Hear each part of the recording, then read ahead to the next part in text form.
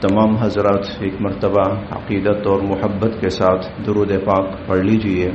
اللہم صل علی محمد وعلی آل محمد کما صلیت علی ابراہیم وعلی آل ابراہیم انک حمید مجید. اللهم بارك على محمد وعلى آل محمد كما باركت على إبراهيم وعلى آل إبراهيم إنك حميد مجيد. محترم حضرات، قابل صد احترام معزز سامعین، یہ جو درمیان کا خلا ہے اس کو پر کر لیں. ساتھی آگے آگے آ جائیں، کیونکہ باہر بارش ہے، بارش کی وجہ سے صحن گیلا ہے. اب جو شخص بھی اندر آئے گا تو وہ گیلے پاؤں لے کر آئے گا، تو اگر درمیان میں ادھر خلا ہوا تو وہ اپنے گیلے پاؤں آگے تک لے کے آئے گا. تو اگر پیچھے ہی جگہ ہوئی تو پھر کم از کم یہ ہے کہ وہ گیلے پاؤں پیچھے تک ہی رہیں گے. گزشتہ جمعۃ المبارک میں آپ حضرات کے سامنے سیدنا حضرت عمر فاروق رضی اللہ تعالی عنہ اور اس کے ساتھ ساتھ گزشتہ جمعۃ المبارک میں حضور علیہ الصلاۃ والسلام کی جو اولاد ہے اور اولاد کی اولاد ہے، یعنی آپ کے نواسے نواسیاں، ان کا تذکرہ شروع ہوا تھا. حضور علیہ الصلاۃ والسلام کی جو بڑی 3 بیٹیاں تھیں، سیدہ زینب رضی اللہ تعالی عنہا، سیدہ ام کلثوم رضی اللہ تعالی عنہا، سیدہ رقیہ رضی اللہ تعالی عنہا، ان کا تذکرہ ہو چکا تھا.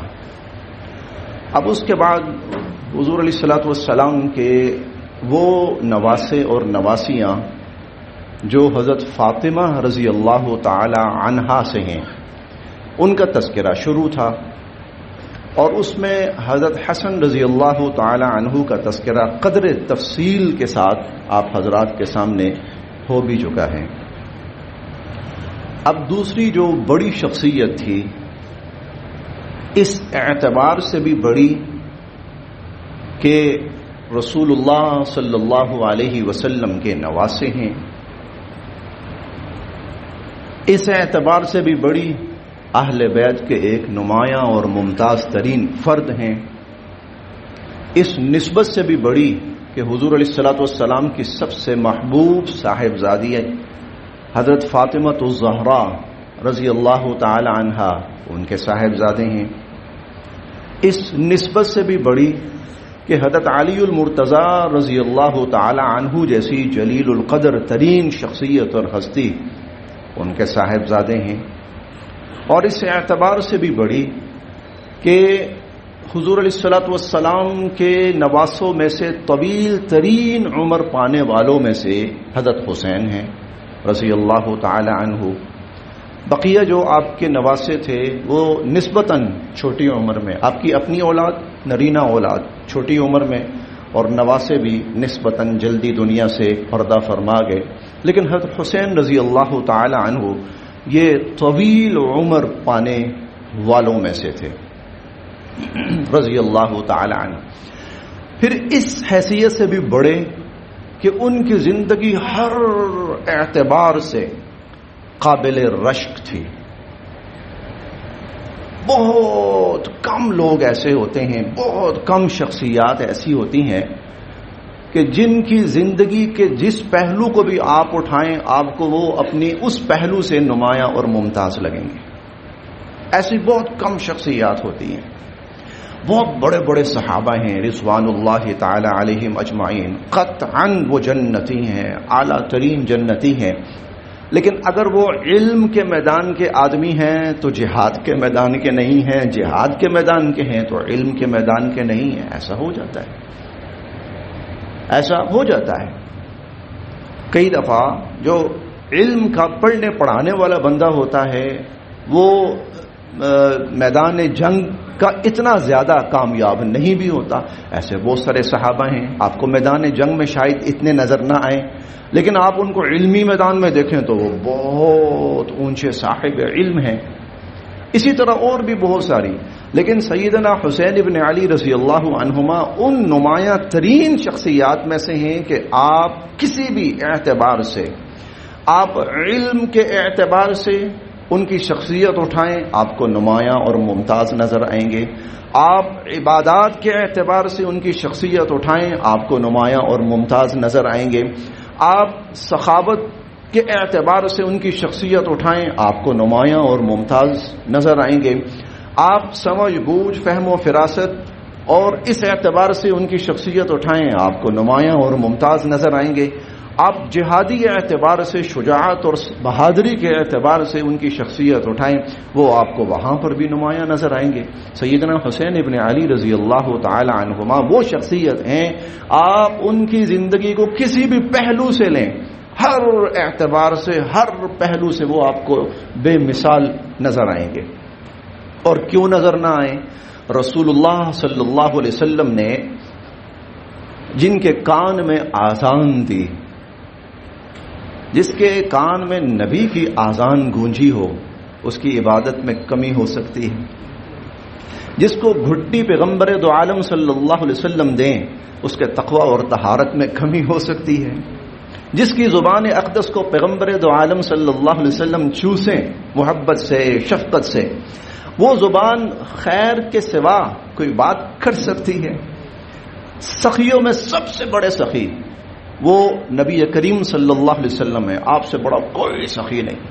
پھر جس کے جگر جسم کے اندر اس پیغمبر کا خون ہو اس کی سخاوت میں کمی ہو سکتی ہے؟ ایک شاعر نے شعر کہا تھا، کہتا تھا کہ اتنے سخی تھے حضرت حسین رضی اللہ تعالیٰ عنہ، اتنے سخی تھے کہ جب وہ نماز پڑھتے تھے اور نماز میں کہتے تھے نا اشہد اللہ الہ الا اللہ، میں گواہی دیتا ہوں کہ نہیں ہے، لا شروع لا سے ہوتا ہے نا، نہیں، کہتے تھے ان کی زبان پہ جو لا آتا تھا وہ نماز میں آتا تھا ورنہ اس کے علاوہ کبھی نہیں آتا تھا. ان کی سخاوت کا یہ عالم تھا. کوئی مانگنے آیا ان کی زبان سے لا نہیں نکلا، نہیں بھائی نہیں. تو علم ہو، تقوی ہو، فقہ ہو، عبادت ہو اور سمجھ بوجھ ہو، فہم و فراست ہو، جہاد ہو، ہر میدان میں سیدنا حسین ابن علی آپ کو نمایاں اور ممتاز نظر آئیں گے. میں آپ کو اختصار کے ساتھ ان کی جو پوری حیات مبارکہ ہے اس کے شروع سے اب آخر تک میں کوشش کرتا ہوں کہ اس کو مختصراً بیان کروں. بہت سے بچوں کو گھرانے میسر آتے ہیں، ظاہر ہے ہر بچہ گھر میں پیدا ہوتا ہے، ماں باپ، نانا نانی، لیکن جیسا گھرانہ ان دو کو خصوصاً میسر آیا حضرت حسن اور حضرت حسین رضی اللہ عنہما، ایسا گھرانہ کسی کو میسر نہیں آیا. یعنی یہ تو بالکل ایک کسی بھی قسم کے شک و شبہ سے بالا تر بات ہے. ایسا گھرانہ کسی کو میسر نہیں آیا. جس ماں کی اولاد ہے اس ماں کو پیغمبر دو عالم صلی اللہ علیہ وسلم فرماتے ہیں سیدۃ نساء اہل الجنہ، جنت کی ساری عورتوں کی سردار. ماں ایسی میسر آئی، سیدۃ نساء اہل الجنہ رضی اللہ تعالی عنہ، ساری. یعنی آپ کہہ سکتے ہیں اس اعتبار سے دیکھیں تو روئے زمین پر اتنی خوش قسمت، خوش نصیب عورت کوئی بھی نہیں. اس اعتبار سے دیکھیں. ایک صاحب نے نا سوال کیا کسی سے، حضرت عائشہ افضل ہیں یا حضرت فاطمہ افضل ہیں؟ حضرت عائشہ افضل ہیں یا حضرت فاطمہ؟ اب دیکھیں یہ سوال ایسا ہوتا ہے بندہ کنفیوز ہو جاتا ہے، کسی نہ کسی کو مارجن دے، کنفیوز ہو جاتا ہے، جی میرے خیال میں یہ ہیں یا میرے خیال میں یہ. لیکن اللہ کے اس بندے نے بڑا کمال کا جواب دیا. کہنے لگے دیکھو عائشہ رضی اللہ تعالی عنہا وہ صاحبزادی ہیں حضرت ابو بکر صدیق کی رضی اللہ تعالی عنہ. وہ صاحبزادی ہیں حضرت ابو بکر صدیق کی رضی اللہ تعالی عنہ. اور حضرت فاطمہ جو ہیں وہ صاحبزادی ہیں رسول اللہ صلی اللہ علیہ وسلم کی. بیٹی کی نسبت سے دیکھو تو فاطمہ جیسی بیٹی کوئی نہیں. بیٹی کی نسبت سے دیکھو نا تو فاطمہ جیسی بیٹی کوئی نہیں ہے. اچھا دوسرا پہلو یہ ہے کہ حضرت فاطمہ رضی اللہ عنہا وہ اہلیہ ہیں حضرت علی رضی اللہ تعالی عنہ کی. اور حضرت عائشہ وہ اہلیہ ہیں حضور اکرم صلی اللہ علیہ وسلم کی. بیوی کی نسبت سے دیکھو تو ایسی بیوی کوئی نہیں. بیوی کی نسبت سے دیکھو تو عائشہ افضل ہے, بیٹی کی نسبت سے دیکھو تو فاطمہ افضل ہے. دونوں اپنی جگہ, کوئی موازنہ نہیں.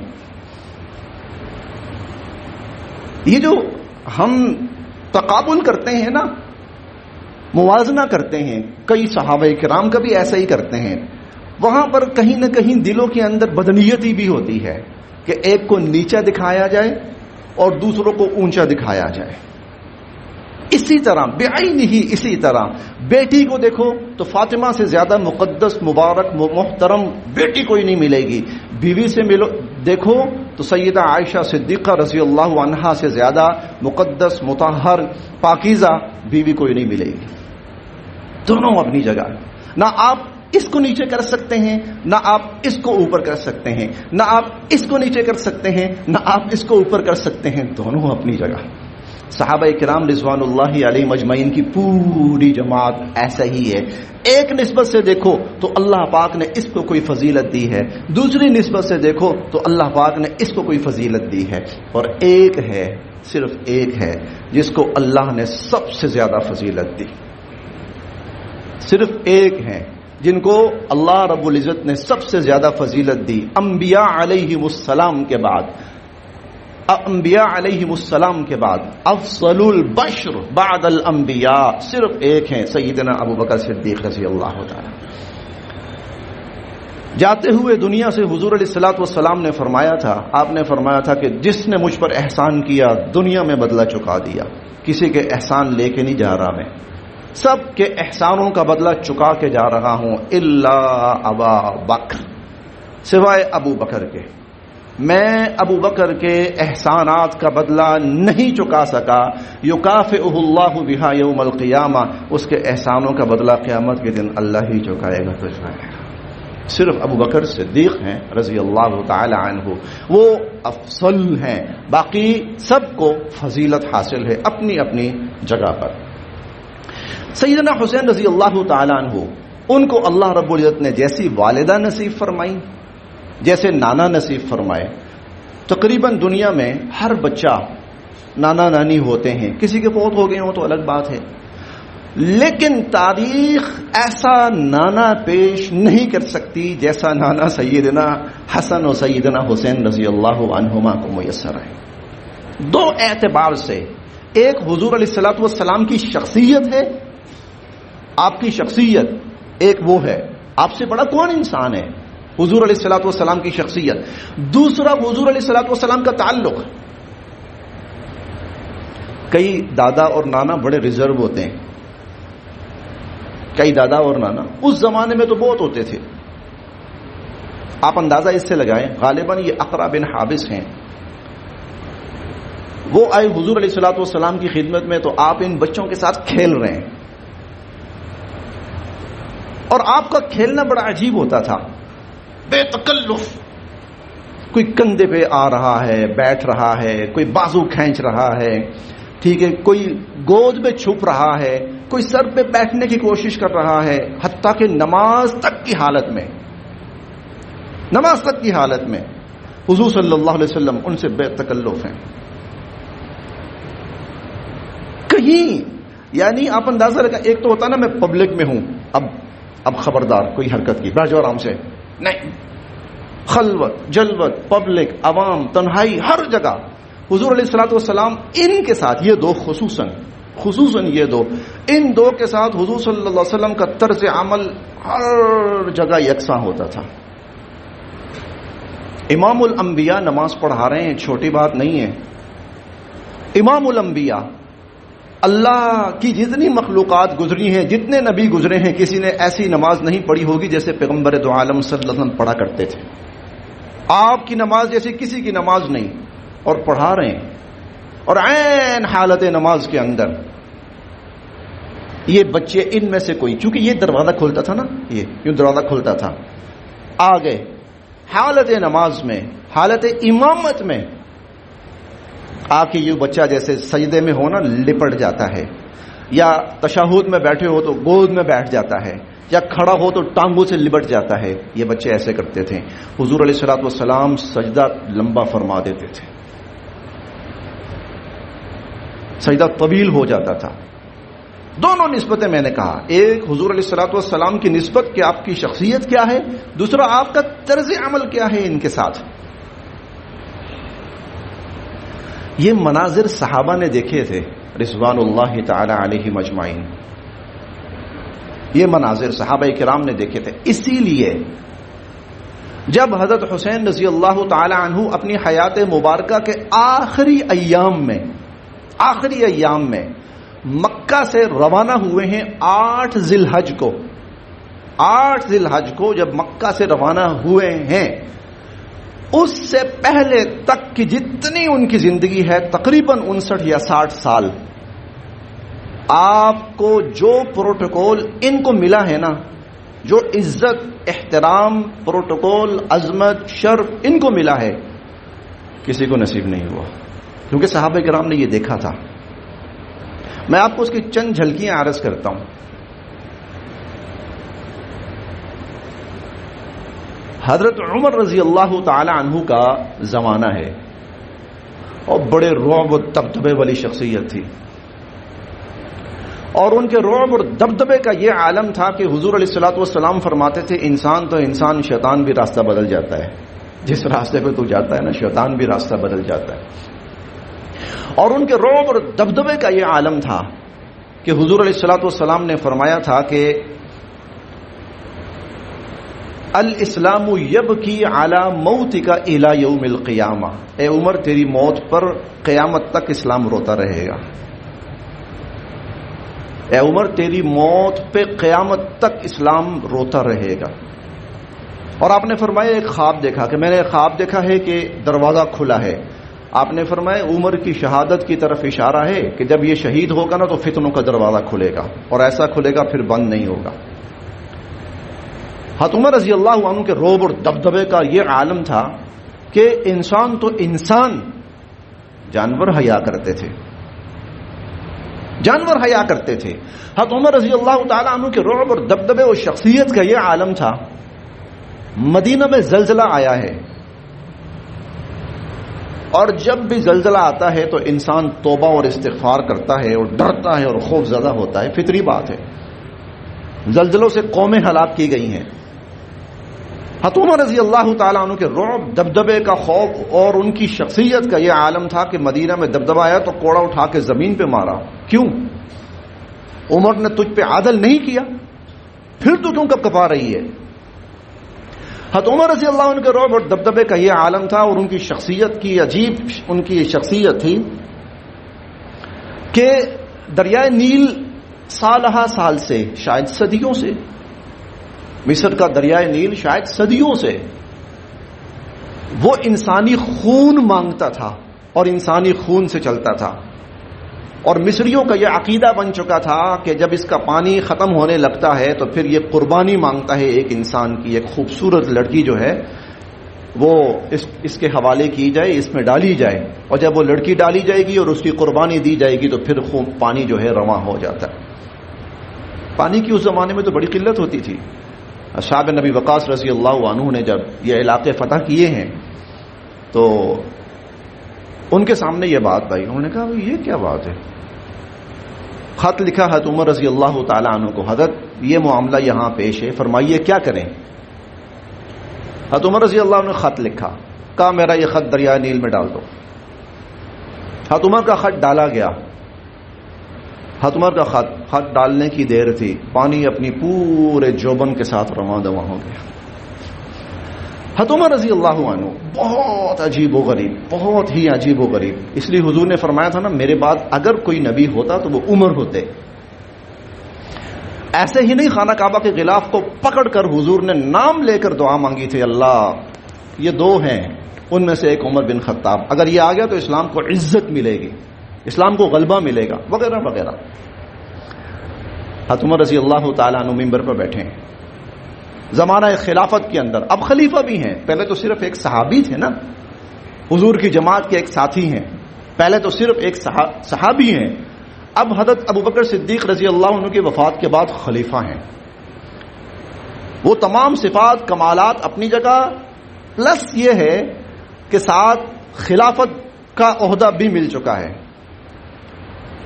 حضرت حسین آتے ہیں، بچے، چھوٹا سا بچہ، شاید 8-9 سال، شاید یا اس سے بھی کم عمر ہو، 8 سال. بہرحال دیکھا ہے کہ ممبر کے اوپر حضرت عمر بیٹھے ہوئے ہیں اور اس ممبر پر بیٹھا کرتے تھے رسول اللہ صلی اللہ علیہ وسلم.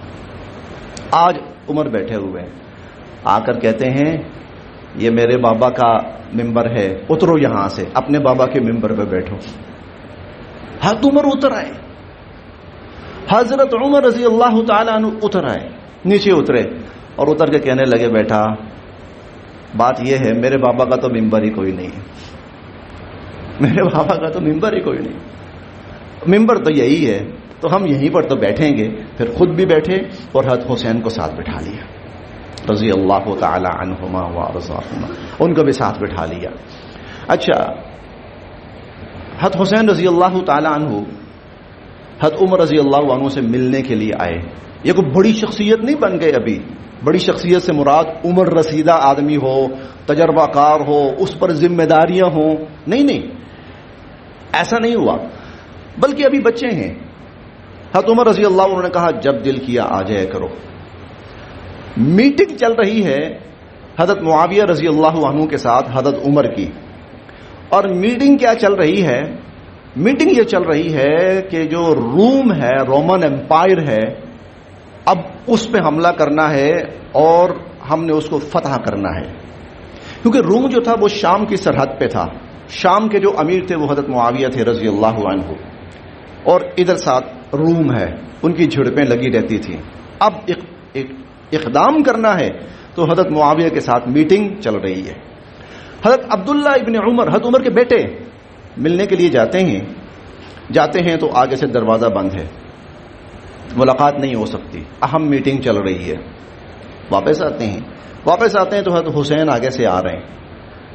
حضرت حسین پوچھتے ہیں کہاں سے آ رہے ہو؟ کہ اپنے والد صاحب سے ملنے گیا تھا لیکن آگے میٹنگ چل رہی ہے، دروازہ بند ہے تو اجازت نہیں ملی.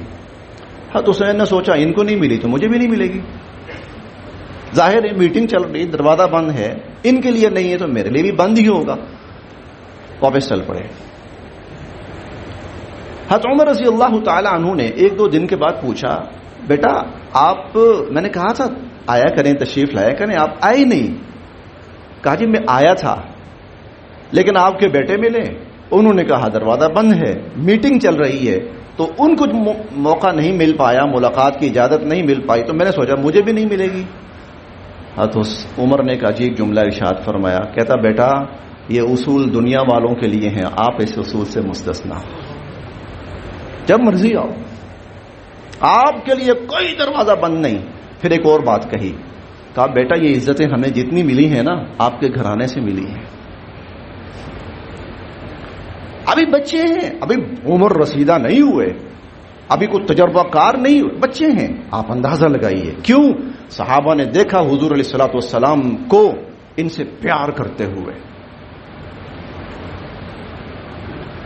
حضرت عمر نے ایک اقدام کیا تھا، ایک اصلاح کی تھی، اور وہ اقدام اور اصلاح یہ تھی کہ لوگوں کے وظائف مقرر کیے، لوگوں کے وظائف مقرر کیے. یہ جو آج دنیا اس قسم کی سہولیات دیتی ہے نا اپنی پبلک کو اور اپنی عوام کو، تو یہ دراصل ہم سے لی ہیں انہوں نے، یہ ہماری دی ہوئی اصلاحات ہیں، یہ ہمارے بنائے ہوئے اصول ہیں.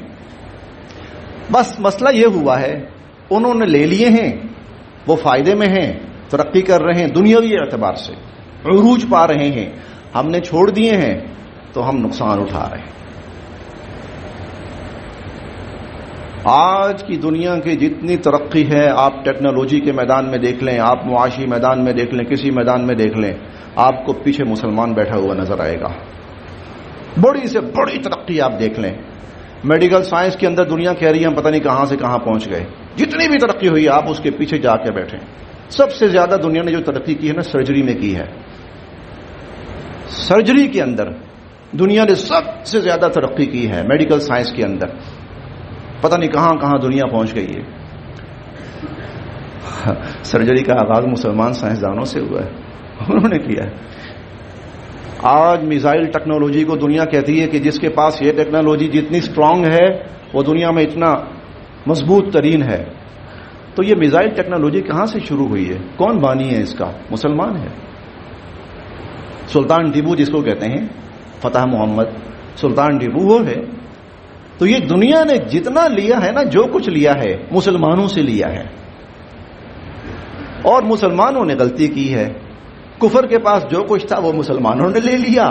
اب چونکہ کفر سے جو چیزیں آتی ہیں وہ تباہی کا باعث بنتی ہیں، لہذا کفر سے جو چیزیں آئیں مسلمانوں نے لے لیں تو تباہ ہونا شروع ہو گئے، اور مسلمانوں کی جو چیزیں تھیں وہ کفار نے لے لیں تو ظاہری اعتبار سے وہ کامیاب ہونا شروع ہو گئے۔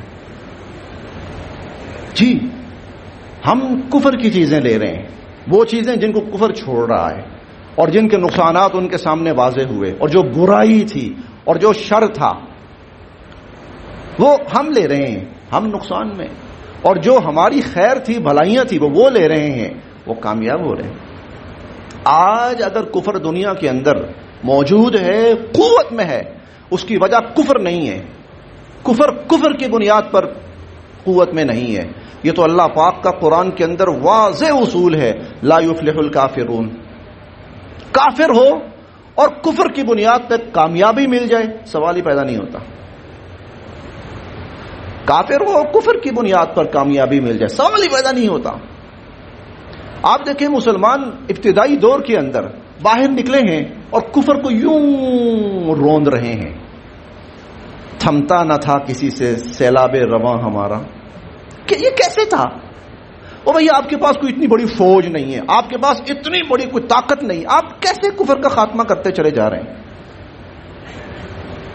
آپ اندازہ لگائیے رسول اللہ صلی اللہ علیہ وسلم کی جو حیات مبارکہ ہے، جب آپ دنیا سے پردہ فرما کر گئے ہیں نا، تو جو اسلامی سلطنت ہے، ریاست ہے، وہ 9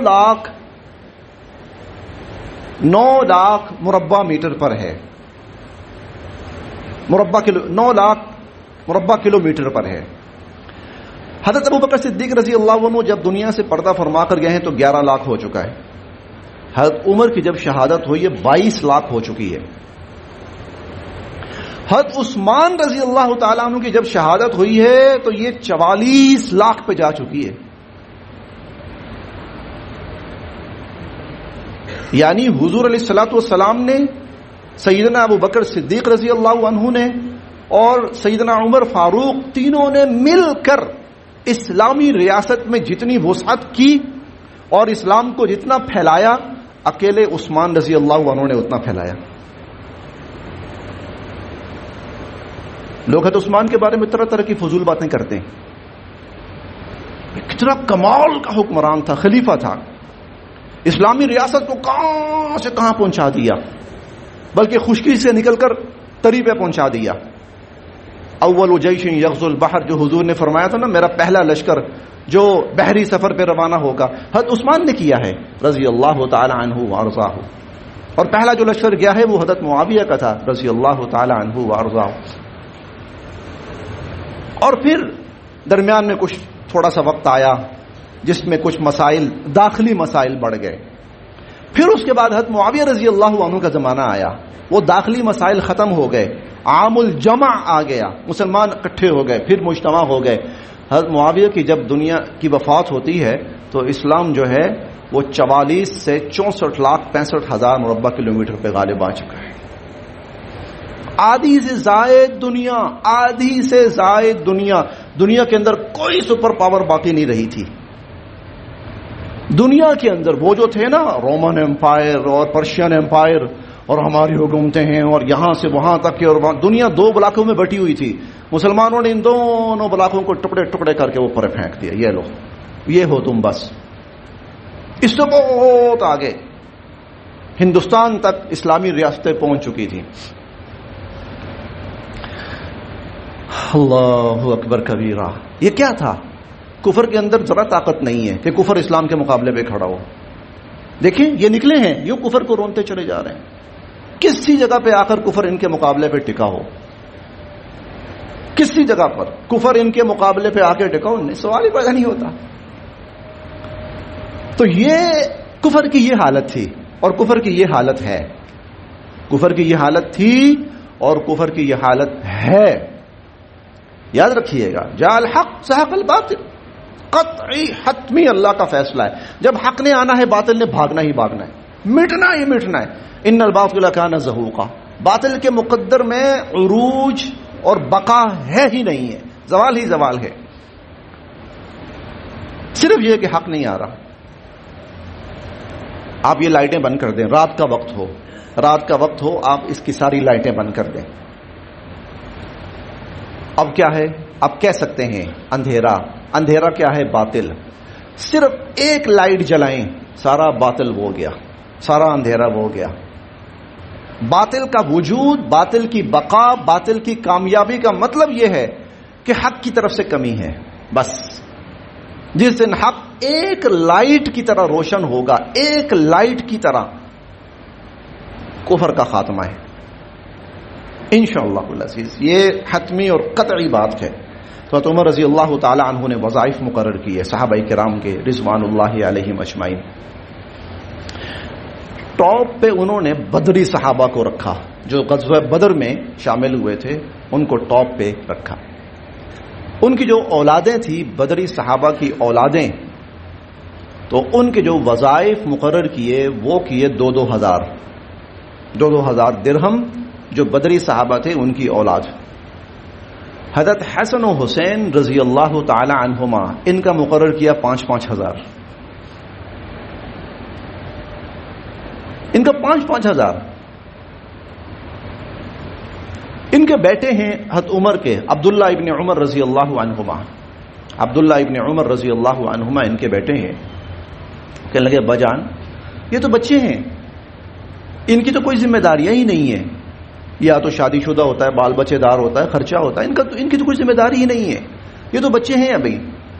اور دوسری بات یہ ہے کہ حضور علیہ الصلوۃ والسلام کے زمانے میں تھا جو مختلف مواقع پر جنگوں میں مشکل وقت میں چلتا رہا. یہ تو اس وقت ابھی بالکل بچے تھے. یعنی حضور کی حیات مبارکہ کے اندر کوئی بڑا کارنامہ دیکھیں کہ غزوہ بدر میں شامل ہوئے ہوں, احد میں شامل ہوئے ہوں, خندق میں ہوں, حنین میں ہوں, کسی موقع پر ہوں, یرموک میں ہوں, کہیں پر بھی نہیں تھے. اور میں تھا جو شامل بھی ہوتا تھا, اور میں بڑا ہوں اور میرے اخراجات وغیرہ وہ بھی سارے ہیں. تو آپ میرا تھوڑا رکھ رہے ہیں اور ان کا اتنا زیادہ رکھ رہے ہیں. حضرت عمر رضی اللہ عنہ نے بڑی عجیب بات کہی. کہنے لگا بیٹا تو کس کے ساتھ موازنہ کر رہا ہے اپنا؟ تو کس کے ساتھ تقابل کر رہا ہے اپنا؟ حسن و حسین کے ساتھ؟ تیرا کیا موازنہ ہے ان کے ساتھ؟ اپنے بیٹے کو کہہ رہے ہیں, کسی غیر کو نہیں. تیرا کیا تقابل ہے ان کے ساتھ؟ تیری ماں کون ہے؟ عرب کی ایک عام عورت. ان کی والدہ کون ہے جانتے ہو؟ سیدۃ نساء اہل الجنہ, جنتیوں کی سردار, پیغمبر دو عالم صلی اللہ علیہ وسلم کی لخت جگر. اچھا تیرا نانا کون ہے؟ عرب کا ایک بندہ, لوگ جانتے ہی نہیں تھے اس کو. ان کے نانا کون ہے؟ امام الانبیاء سید الاولین والآخرین محمد الرسول اللہ صلی اللہ علیہ وسلم. اور تیری خالائیں کون ہیں؟ عرب کی عام عورتیں, مختلف قبیلوں کی عورتیں. ان کی خالائیں کون ہیں پتہ ہے؟ پیغمبر دو عالم صلی اللہ علیہ وسلم کی صاحبزادیاں. تیری نانی کون تھی؟ عرب کی عام عورت. ان کی نانی کون تھی؟ خدیجۃ الکبریٰ رضی اللہ تعالی عنہا. تو کہاں سے آ رہا ہے ان سے موازنہ کرنے؟ تو کہاں سے آ رہا ہے ان سے موازنہ؟ تیرا کیا موازنہ بنتا ہے ان سے؟ آپ اندازہ لگائیے حضرات صحابہ کرام رضوان اللہ علیہم اجمعین کیا عزت دیتے تھے، کیا احترام دیتے تھے، کیا مقام دیتے تھے ان کو. اور آپ اس بات سے بھی اندازہ لگائیں کہ ایران کا جو بادشاہ تھا، یزدگر اس کا نام تھا، جب ایران فتح ہوا ہے تو اس کی 2 بیٹیاں وہ مسلمانوں کے ہاتھ قیدی بن کر آئی ہیں. مسلمانوں کے ہاتھوں میں قیدی بن کر اس کی 2 بیٹیاں آئی ہیں. بے شک وہ قید ہو کر آئی ہیں، بے شک وہ شکست خوردہ ہیں، لیکن وہ اتنے بڑے حکمران کی بیٹیاں ہیں، اس میں کوئی شک نہیں، اس میں کوئی شک نہیں. عمر رضی اللہ تعالی عنہ کا زمانہ ہے، یہ آئیں فرمانے لگے کہ بھائی یہ سردار حکمران کی بیٹیاں ہیں، شہزادیاں ہیں، تو میں یہ شہزادے کو دوں گا. شہزادہ کون ہے؟ حسین کو بلایا رضی اللہ تعالی عنہ، کہا آپ جیسا کوئی اور نہیں ہے، اس لیے میں ایک جو ہے شہر بانو آپ کو دے رہا ہوں. چن کر بہترین چیز یمن سے بڑے عمدہ قسم کے کپڑے آئے، حلہ بولا جاتا ہے اس کو عربی کے اندر، حلے آئے. اور حلہ کہتے تھے جس کے اوپر بڑی ایمبرائڈری اور مختلف ڈیزائن بنے ہوئے ہیں، عمدہ قسم کے لباس. حضرت عمر رضی اللہ عنہ نے سارے دیکھے، مزہ نہیں آیا. ٹھیک ہے، اچھے ہیں، بہت اچھے ہیں. جو یمن کے حاکم تھے ان کو پیغام بھیجا، انہوں نے کہا اعلیٰ کوالٹی کے 2 بھیجو مجھے. یہ سائز ہے، سائز بھیجا، اعلیٰ کوالٹی کے یہ 2 بھیجو. جب اس نے خیر تیار کروا کر بھیجے تو حسن و حسین رضی اللہ عنہما ان دونوں کو بلایا اور ان دونوں کو پہنائے، اور جب انہوں نے پہن لیے کہنے لگے عمر کا دل اب خوش ہوا ہے. عمر کا دل اب خوش ہوا ہے. ایک اور واقعہ سیرت نگار حضرات بیان کرتے ہیں، ایک اور واقعہ بھی ہے کہ حضرت عمر رضی اللہ تعالیٰ عنہ کے صاحبزادے عبداللہ ابن عمر اور حضرت حسین رضی اللہ عنہ کسی بات میں نا تھوڑی سی ہو گئی، آپس میں تکرار ہو گئی. تو حضرت حسین رضی اللہ عنہ کہنے لگے تم تو ہمارے غلام ہو. عبداللہ ابن عمر کو کہنے لگے. عبداللہ ابن عمر کون ہیں؟ خلیفہ وقت کے بیٹے ہیں. خلیفہ وقت کے بیٹے کو کہنے لگے ہمارے غلام ہو، غلاموں کی اولاد ہو. عبداللہ ابن عمر کو لگی بات، مجھے غلام کہاں ہے؟ باپ کے پاس ہے. باجان حسین نے یہ کہا جاؤ اسے کہو لکھ کے دے. کل قیامت کے دن اللہ اور اللہ کے نبی کے سامنے پیش کریں گے کہ اللہ کے نبی کے گھرانے کے غلام ہیں ہم. یہ سیدنا. اور جب آپ 8 ذی الحج کو آپ کربلا کے لیے روانہ ہوئے ہیں، کوفیوں کے کہنے پر آپ جب تشریف لے کر گئے ہیں، اس سے پہلے تک حضرت حسین رضی اللہ تعالی عنہ کی جو پوری زندگی ہے وہ اس طرح گزری ہے، شاہانہ. حضرت عثمان رضی اللہ عنہ کا زمانہ آیا. حضرت عثمان رضی اللہ تعالی عنہ کی بیٹی ہے عائشہ نام ہے، وہ حضرت عثمان نے حضرت حسن کے نکاح میں دی، اور حضرت حسن رضی اللہ عنہ کے بعد حضرت حسین کے نکاح میں آئی. حضرت حسن کے بعد حضرت حسین کے نکاح میں آئی، یعنی ان کے لیے شرف کی بات تھی. حضرت عثمان کے لیے یہ شرف کی بات تھی. حالانکہ حضرت عثمان وہ ہیں جن کو حضور نے اپنی 2 بیٹیاں دی ہیں. اور اب حضرت عثمان رضی اللہ تعالی عنہ امت مسلمہ کے تیسرے اور اتنے بڑے خلیفہ، اب وہ کیا کر رہے ہیں؟ وہ اس نسبت کو حاصل کرنے کے لیے اپنی جو بیٹی ہے عائشہ وہ حضرت حسن کے نکاح میں دی، حضرت حسن کے بعد حضرت حسین کے نکاح میں. یہ دونوں داماد بھی بنتے ہیں حضرت عثمان رضی اللہ تعالی عنہ کے. اسی لیے جب باغیوں نے حملہ کیا، حضرت عثمان رضی اللہ عنہ کے گھر کا گھیراؤ کیا، تو یہ دونوں صاحبزادے دروازے پہ کھڑے ہوئے تھے کہ یہاں سے کسی کو نہیں آنے دیتے. اور جب باغیوں نے پوری کوشش کی، اس میں حضرت حسن زخمی بھی ہوئے، باغیوں نے ان پہ حملہ کیا، حضرت حسن زخمی بھی ہوئے، لیکن باغیوں کو حضرت عثمان تک پہنچنے نہیں دیا یہاں سے. پھر باغیوں نے گھر کے پچھلا جو دروازہ تھا اور پچھلی جو جگہ تھی وہاں سے دیواریں پھلانگی ہیں اور اندر گئے اور حضرت عثمان رضی اللہ تعالیٰ عنہ کو وہ شہید کرنے میں کامیاب ہوئے. ورنہ یہ دو کھڑے ہوئے تھے کہ کوئی جا کے دکھائے یہاں سے. کیوں؟ بھائی ہمارے بڑے ہیں، ہمارے خالو بھی ہیں، اور نسبت وہ جو ہے سسر اور داماد کی بھی ہے. پھر اس کے بعد حضرت علی کا زمانہ آتا ہے تو حضرت علی تو والد ہیں حضرت حسین کے، علی تو والد ہیں حضرت حسین کے. میں مختصر بہت اختصار کے ساتھ لے کے چلا ہوں. جب تک حضرت حسین رضی اللہ تعالیٰ عنہ میدان کربلا کے لیے نہیں نکلے، ان کو مدینہ منورہ ہو، مکہ مکرمہ ہو، یہی عزت، یہی شان و شوقت، یہی احترام، یہی محبت حاصل رہی. اب اس کے بعد جب وہ وہاں گئے ہیں کربلا کے لیے، اس سفر پہ نکلے ہیں، یہ کیوں تھا؟ پھر یہاں پر پھر کیا ہوا ہے انشاءاللہ پھر اگلے جمعۃ المبارک میں عرض کروں گا. لوگ کہتے ہیں کہ زمانہ حسین کا ہے، لیکن جب یاد کرنے کی باری آتی ہے تو صرف 10 دن بس. اگر زمانہ ہے، زمانہ حسین کا ہے تو پھر 10 دن کیوں؟ اس لیے میں نے وہ 10 دن گزار کے یہ سلسلہ شروع کیا ہے. جب زمانہ ہے تو پھر زمانہ چلے گا انشاءاللہ. السلام علیکم.